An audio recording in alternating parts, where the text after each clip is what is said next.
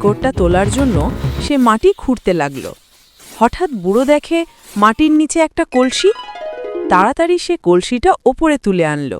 কলসির ভেতরে তাকিয়ে বুড়োর চোখ কপালে উঠল। কলসি ভরা মোহর। বুড়ো প্রথমে কিছুক্ষণ মাথায় হাত দিয়ে বসে রইল, তারপর বলল, এখন কি করি? এত মোহর এখানে রেখে গেলে কেউ নিয়ে যাবে, আর বাড়িতে নিলেও বিপদ। বুড়ির পেটে কথা থাকে না, সবাইকে জানিয়ে দেবে। তখন রাজার কোটাল এসে ধরে নিয়ে যাবে। মোহর তো যাবেই, শেষে জান নিয়ে টানাটানি হবে।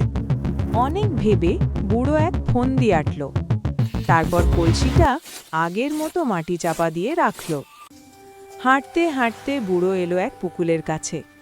সেখানে জেলেরা মাছ ধরছিল। তাদের কাছ থেকে ছোট্ট একটা মাছ চেয়ে নিল সে।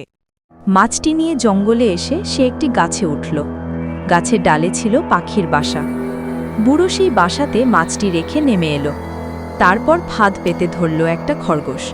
খরগোশটাকে খালের মধ্যে জাল দিয়ে জড়িয়ে রাখল।